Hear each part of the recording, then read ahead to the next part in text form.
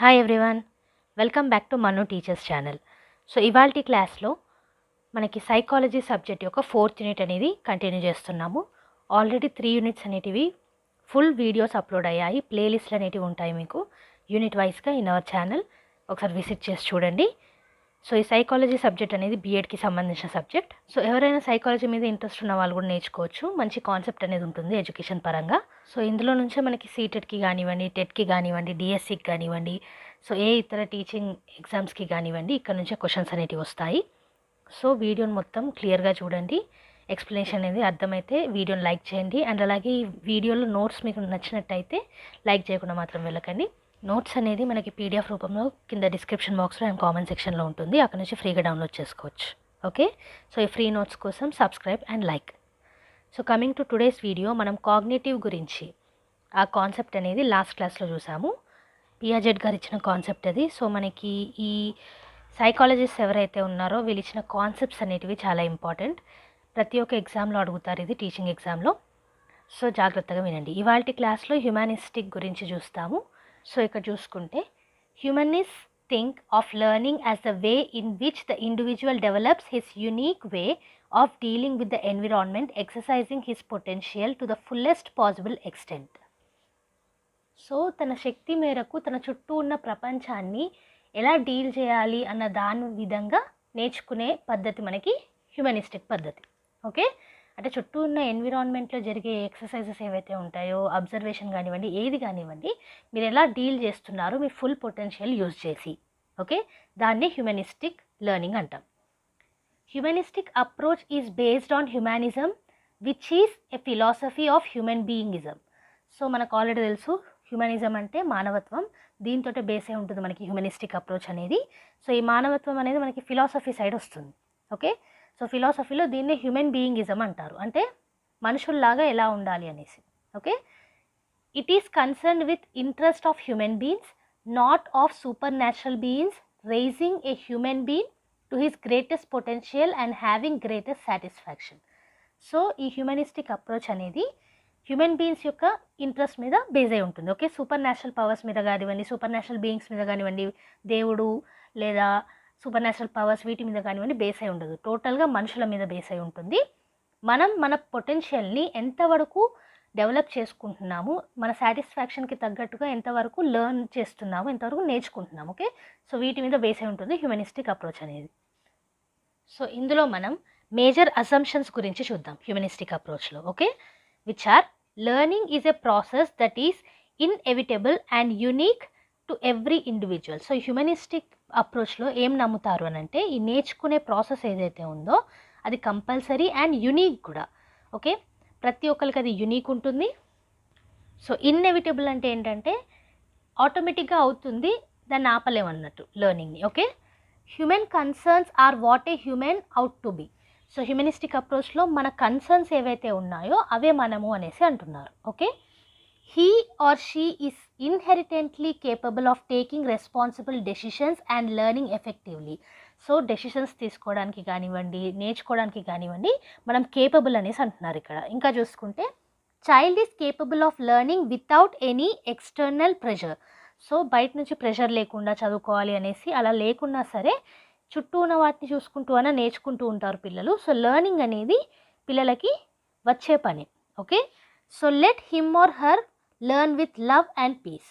So ఇష్టపడి నేర్చుకుంటే ఇంకెక్కువగా నేర్చుకుంటారు కాబట్టి వాళ్ళు లవ్ అండ్ పీస్తో నేర్చుకోవడం ఇంపార్టెంట్. సో ఎక్స్టర్నల్ ప్రెషర్ లేకున్నా వాళ్ళు కేపబులే కాబట్టి let them learn. Okay, so next చూసుకుంటే man is capable of solving problems with courage, vision, reasoning and other human virtues. So ఇంకో అసంప్షన్ ఏంటంటే మనుషులుగా మనకి మన ప్రాబ్లమ్స్ని సాల్వ్ చేసుకోవడానికి కరేజ్ అనేది ఉంటుంది, మన విజన్ అనేది ఉంటుంది, రీజనింగ్ స్కిల్స్ అనేటివి ఉంటాయి, అలాగే మన వర్చ్యూస్ అనేటివి ఉంటాయి అనేసి assumption. Okay, so these are the assumptions of humanistic approach. ఇందులో ఏంటంటే లెర్నింగ్ అనేది కంపల్సరీగా జరుగుతుంది అండ్ యూనిక్ వేలో జరుగుతుంది ప్రతి ఒక్క ఇండివిజువల్కి. అండ్ అలాగే హ్యూమన్ కన్సర్న్స్ అనేటివి మనం ఏంటి అనేది తెలుపుతుంది. And also we are able to take responsibilities, decisions, and అలాగే we are able to solve the problems with courage and vision and reasoning skills. And also పిల్లలకు కూడా నేర్చుకునే ఎబిలిటీ అనేది ఉంది. ఓకే, సో నెక్స్ట్ ఇప్పుడు కాన్సెప్ట్ అనేది చూద్దాము హ్యూమనిస్టిక్ అప్రోచ్ టు లెర్నింగ్కి. సో ఇక్కడ చూసుకుంటే human being occupies a central place in humanistic philosophy. Humanistic approach makes use of creativity, sense of belongingness, self-development, coexistence, mental health and values.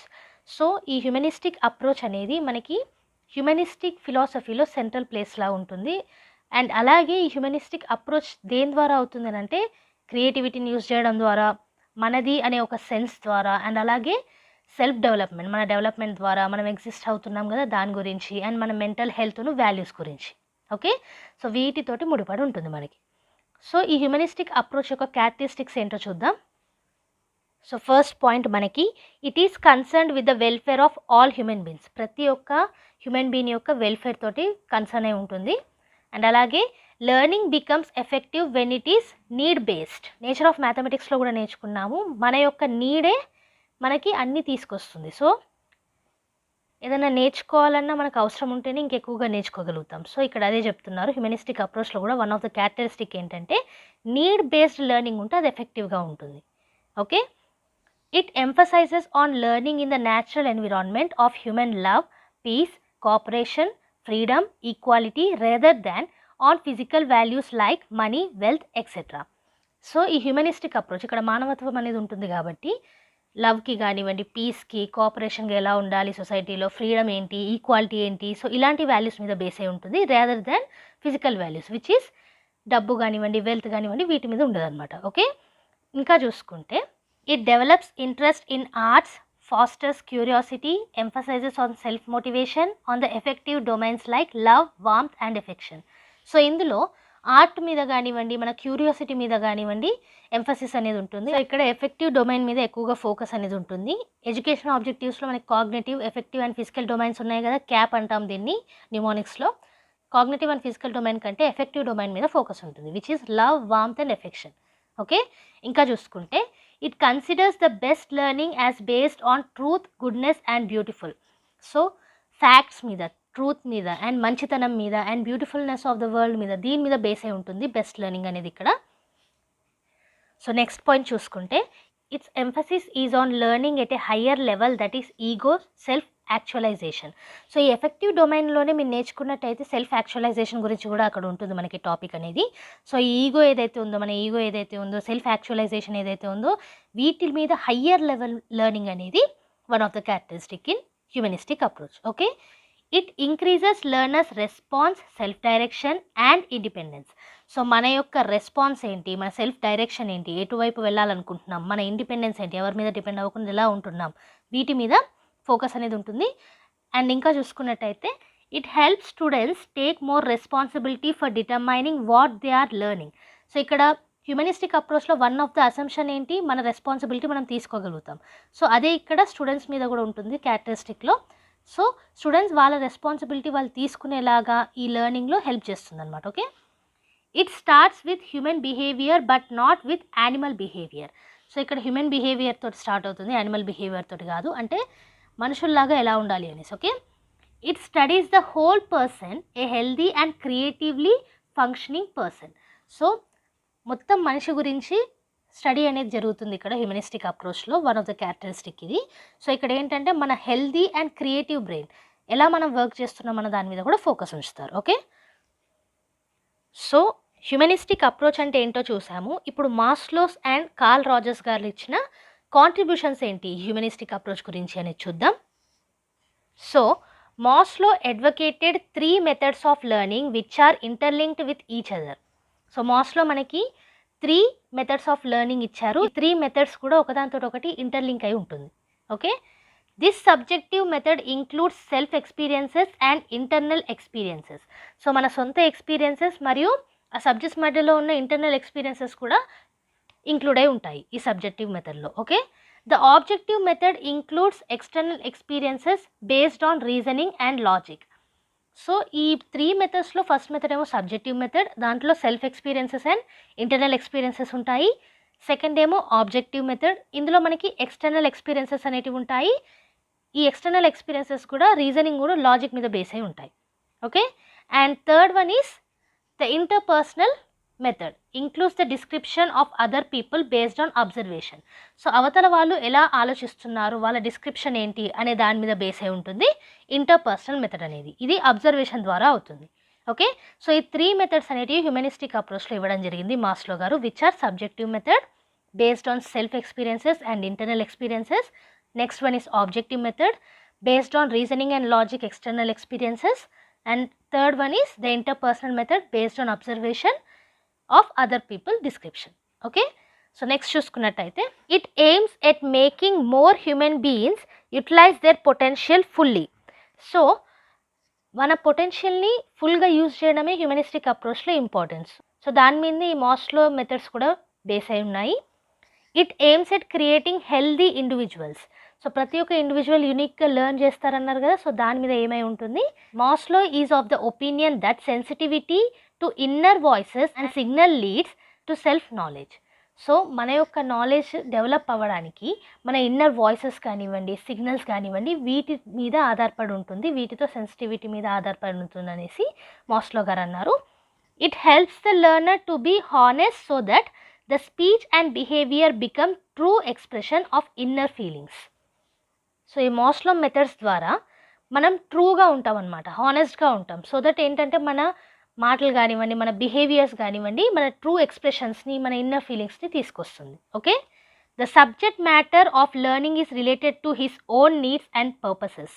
So already చూసాము humanistic approach క్యారెక్టరిస్టిక్లో need based ఉంటుంది ఇక్కడ learning అనేది. So అందుకే ఈ subjective matter అనేది మన needs మీద and మన పర్పసెస్ మీద బేస్ అయి ఉంటుంది learning. Okay, Maslow self actualization means and out going actualization of potentialities, capacities and talents as fulfilment of mission or call, fate, destiny or vocation, as a fuller knowledge of and acceptance of the person's own intrinsic nature, as an increasing tendency towards unity, integration or synergy within the person. So ఇక్కడ మనకి self actualization కూడా one of the characteristic అని చూసాం కదా. According to Maslow self actualisation ఏంటంటే మీ capacities ఏంటి, మీ potentials ఏంటి, talents ఏంటి అనేది తెలుసుకోవడము, దాని ద్వారా మీ డెస్టినీని కానివ్వండి, మీ జాబ్ లేదా ఏదైనా సాధించాలనుకోవడం, నాలెడ్జ్ని తెచ్చుకోవడం, మిమ్మల్ని మీరు యాక్సెప్ట్ చేసుకోవడం, మీ ట్రూ నేచర్ని తెలుసుకోవడం, ఇవన్నీ కూడా ఇన్వాల్వ్ అయి ఉంటాయి ఇన్ సెల్ఫ్ యాక్చువలైజేషన్ అనేది అంటున్నారు. Okay, so this is about Maslow's contribution to humanistic approach to learning. ఇప్పుడు కార్ల్ రాజర్స్ గారి కాంట్రిబ్యూషన్స్ చూద్దాం. సో ఇక్కడ చూసుకుంటే Rogers self theory makes self actualisation move operational with its 3 themes, that is self maintenance, self enhancement and self fulfilment. So Rogers self theory ప్రకారంగా self actualisation అనేది 3 operations మీద base అయి ఉంటుంది, which are self maintenance, మిమ్మల్ని మీరు maintain చేయడం, self enhancement, మిమ్మల్ని మీరు డెవలప్ చేసుకోవడం, సెల్ఫ్ ఫుల్ఫిల్మెంట్, మిమ్మల్ని మీరు సాటిస్ఫై చేసుకోవడం. ఓకే, సో వీటి మీద బేస్ అయి ఉంటుంది. The evaluation of parents, teachers and other significant people like peer group in there interactions with the children provide for the development of self concept.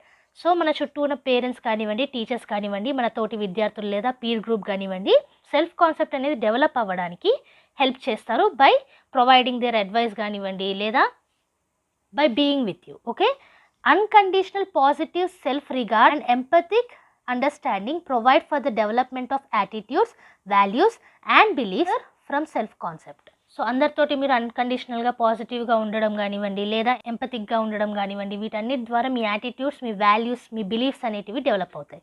Okay, so empathy కలిగి ఉండడం, empathy అంటే వాళ్ళ ప్లేస్లో ఉండి ఆలోచించడం అనమాట. ఓకే, సో నెక్స్ట్ చూసుకున్నట్టయితే once established, the self-concept thereafter provides a screen through which everything else is seen, heard, understood and evaluated. So మన సెల్ఫ్ కాన్సెప్ట్ అనేది డెవలప్ అయిన తర్వాత మనకు ఒక అవగాహన అనేది వస్తుందన్నమాట. ఎవరిని ఎలా చూడాలి, ఎవరిని ఎలా అర్థం చేసుకోవాలి, ఇవాల్యుయేట్ చేయడం కానివ్వండి, వాళ్ళని వినడం కానివ్వండి, వీటన్నిటి మీద ఒక అవగాహన అనేది ఏర్పడుతుంది. Rogers believe in natural tendencies and potentialities of the human beings to learn. So మన యొక్క న్యాచురల్ టెండెన్సీస్ కానివ్వండి, ఏదన్నా జరిగితే మనం సడన్గా రియాక్ట్ అవుతాం కదా, సో అలాంటి న్యాచురల్ టెండెన్సీస్ కానివ్వండి, మన పొటెన్షియాలిటీస్ కానివ్వండి, వీటి ద్వారానే మనం నేర్చుకుంటాము అనేది రాజర్స్ యొక్క నమ్మకం. The effective learning takes place when the class room climate is facilitating.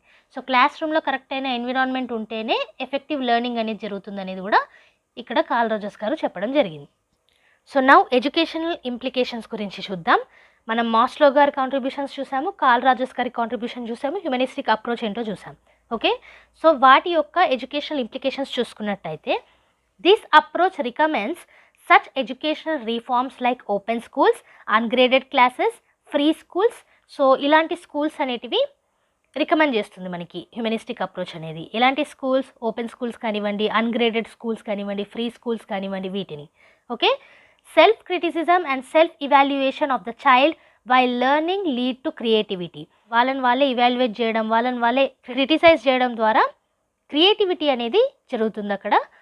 It believes in child-centered approach in education and emphasizes on reach, touch and teach the child according to his nature, interests, aptitudes, etc. So మనకి ఇక్కడ ఏంటంటే humanistic approach అనేది child centred approach. Okay, and ఇది మెయిన్గా reach, touch and teach ఈ concept మీద base అయి ఉంటుంది. అండ్ ఆల్సో టీచ్ చేసేటప్పుడు పిల్లల యొక్క నేచర్, వాళ్ళ ఇంట్రెస్ట్, వాళ్ళ యాప్టిట్యూడ్స్ ప్రకారంగా చేయాలి. ఓకే, సో ఇంకా చూసుకుంటే it takes into account the uniqueness and individuality of persons. మన యొక్క యూనిక్నెస్ కానివ్వండి, ఇండివిజువలిజం కానివ్వండి, వీటిని కన్సిడర్ చేస్తుంది.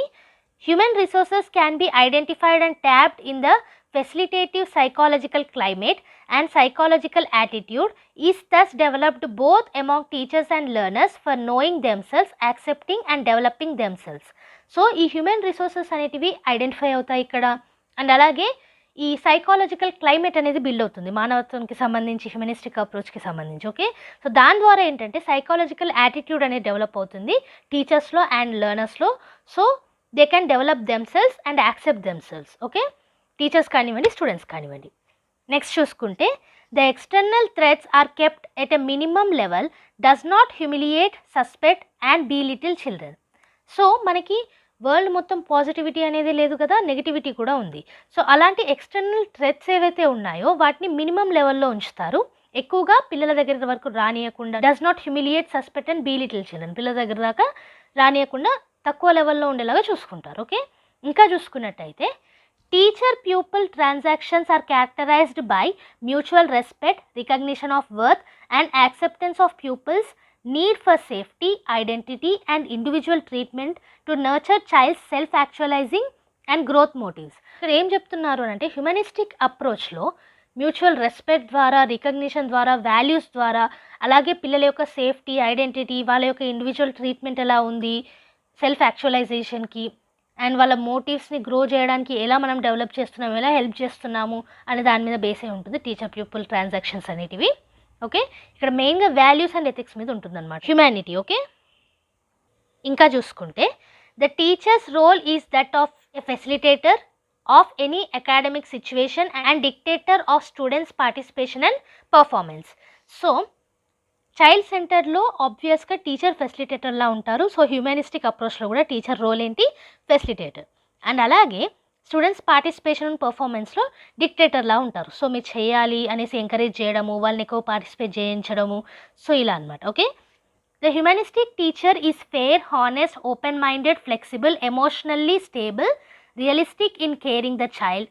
సో ఇక్కడ ఏమంటున్నారంటే హ్యూమనిస్టిక్ టీచర్ ఎక్కువగా వాల్యూస్ తోటి ఉండాలి. సో ఓపెన్ మైండెడ్ ఉండాలి. ఓకే, అలాగే ఫ్లెక్సిబుల్ ఉండాలి, రిజిడ్గా ఉండకూడదు, చేంజ్ చేసుకునేలాగా మోడిఫైయబుల్గా ఉండాలి థాట్స్లో. అండ్ ఆల్సో ఎమోషనల్గా స్టేబుల్గా ఉండాలి. At the same time realistic in caring ఉండాలి. ఓకే, కేర్ చేసేటప్పుడు రియలిస్టిక్ ఉండాలి.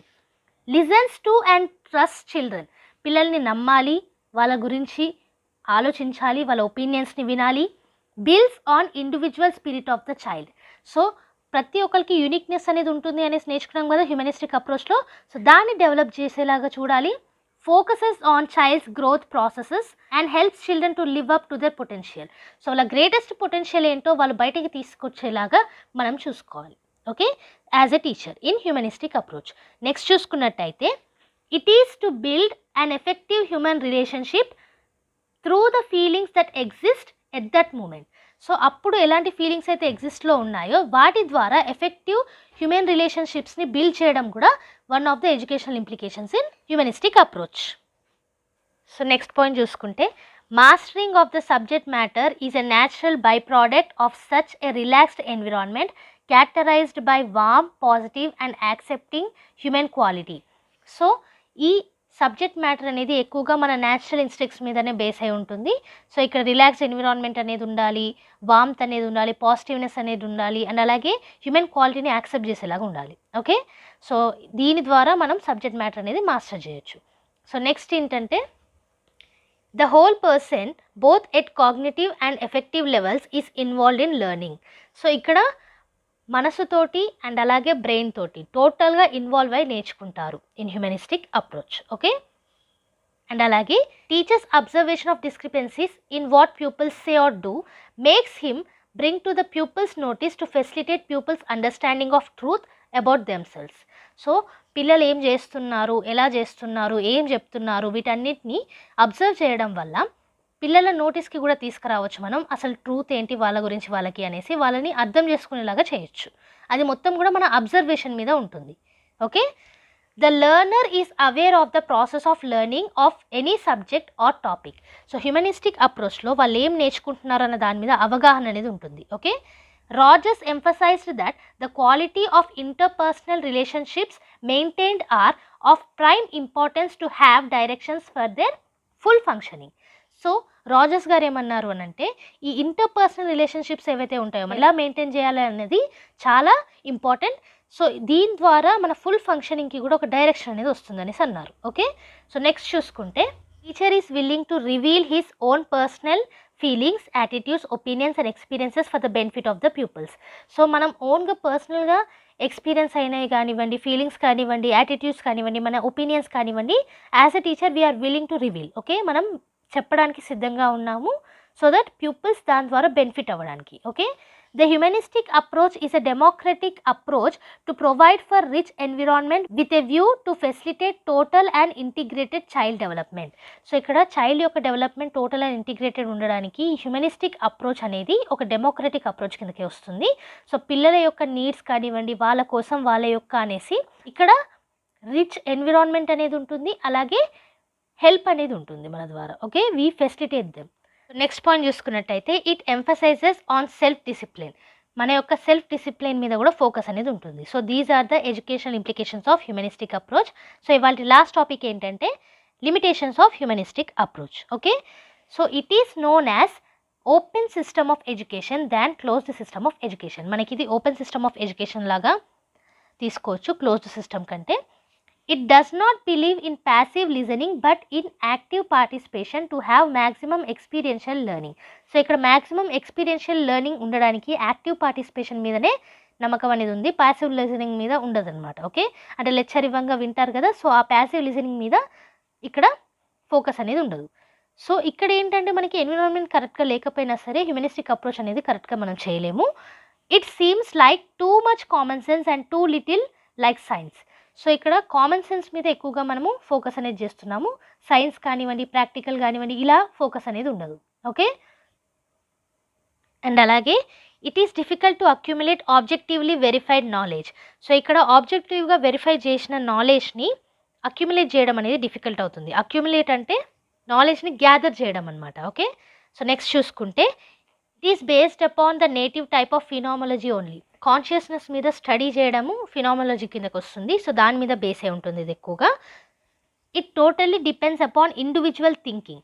సో ఇక్కడ ఇండివిజువల్ థింకింగ్ మీద ఎక్కువగా బేస్ అయి ఉంటుంది, ప్రతి ఒక్కరి యూనిక్నెస్ మీద బేస్ అయి ఉంటుంది. Okay, it is impossible to recognise an authentic person and an authentic act. So ఇక్కడ నిజమైన పర్సన్ ఎవరు అండ్ ఒక యాక్ట్ చేసే పర్సన్ ఎవరు అన్న దాని మీద రికగ్నిషన్ అనేది అంత ఖచ్చితంగా మనం చెప్పలేము. Okay, so it is impossible అనేసి అంటున్నారు. It is difficult to identify more human and not human. అదే ఎవరు మనుషుల్లా ఉన్నారు, ఎవరు మనుషుల్లాగా యాక్ట్ చేస్తున్నారు, who are human, who are not human, ఇలా ఐడెంటిఫై చేయడం డిఫికల్ట్ ఇక్కడ. It is difficult to verify conceptual conclusions. So conceptual కన్క్లూషన్స్ని వెరిఫై చేయడం కూడా ఇక్కడ డిఫికల్ట్ అవుతుంది. Okay, so these are the limitations of humanistic approach. So ఇది ఇవాల్టి క్లాస్. ఇవాల్టి క్లాస్లో మనం హ్యూమనిస్టిక్ అప్రోచ్ గురించి నేర్చుకున్నాము. సో ఇందులో మాస్లో గారి కాంట్రిబ్యూషన్స్ ఏంటి, కార్ల్ రాజర్స్ గారి కాంట్రిబ్యూషన్స్ ఏంటి, అండ్ హ్యూమనిస్టిక్ అప్రోచ్కి సంబంధించిన ఎడ్యుకేషనల్ ఇంప్లికేషన్స్ ఏంటి, వాటికి సంబంధించిన లిమిటేషన్స్ ఏంటి అనేది కూడా చూసాము. సో ఇది ఈజీ కాన్సెప్టే మానవత్వం గురించి ఎడ్యుకేషన్ పరంగా. ఓకే, సో ఈ వీడియో మీకు నచ్చినట్టయితే లైక్ చేయండి. డౌట్స్ ఏమన్నా ఉన్నా కామెంట్ సెక్షన్లో మెన్షన్ చేయండి. అండ్ ఆల్సో ఈ నోట్స్ మొత్తం కూడా మీకు పీడిఎఫ్ రూపంలో కింద డిస్క్రిప్షన్ బాక్స్లో అండ్ కామెంట్ సెక్షన్లో ఉంటుంది. అక్కడ నుంచి ఫ్రీగా డౌన్లోడ్ చేసుకోవచ్చు. సో ఈ నోట్స్ మీకు నచ్చినట్టయితే లైక్ చేయకుండా మాత్రం వెళ్ళకండి. మీ లైక్స్ కానివ్వండి, సబ్స్క్రిప్షన్స్ కానివ్వండి, మీ కామెంట్స్ కానివ్వండి ఛానల్కి చాలా వరకు హెల్ప్ చేస్తాయి. సో ఈ వీడియోస్కి మీరు ఇచ్చే encouragement me likes, subscriptions and also comments. Okay, వీడియోని ఎంత వీలైతే అంతవరకు షేర్ చేయండి, సబ్స్క్రైబ్ చేసుకోండి. పక్కనే ఉన్న బెల్ ఐకాన్ని ప్రెస్ చేస్తే మేము వీడియో పెట్టిన ప్రతిసారి మీకు నోటిఫికేషన్స్ అనేవి వచ్చేస్తాయి. Every Tuesday and Friday videos అనేవి అప్లోడ్ చేస్తాము. బోనస్ వీడియోస్ అనేవి ఎప్పుడన్నా రావచ్చు. సో ఏ వీడియో కూడా మిస్ కాకుండా చూడాలంటే కనుక సబ్స్క్రైబ్ చేసుకొని పక్కనే ఉన్న బెల్ ఐకాన్ని ప్రెస్ చేయండి. ఓకే, ఇప్పటి వరకు ఎవరైతే లైక్ చేశారో, సబ్స్క్రైబ్ చేసుకున్నారో అండ్ ఛానల్ని సపోర్ట్ చేశారో వాళ్ళందరికీ చాలా చాలా థ్యాంక్స్. సో మీకోసమే ఇలాంటి వీడియోస్ అనేవి తెస్తూ ఉన్నాము. మీ సపోర్ట్ అనేది ఇస్తూ ఉండండి త్రూ లైక్స్ అండ్ సబ్స్క్రిప్షన్స్. మేము వీడియోస్ అనేది తెస్తూనే ఉంటాం. ఓకే, సో నెక్స్ట్ వీడియోతో మళ్ళీ కలుద్దాం. అంతవరకు eat, sleep, learn and repeat. And thank you for watching. Bye bye.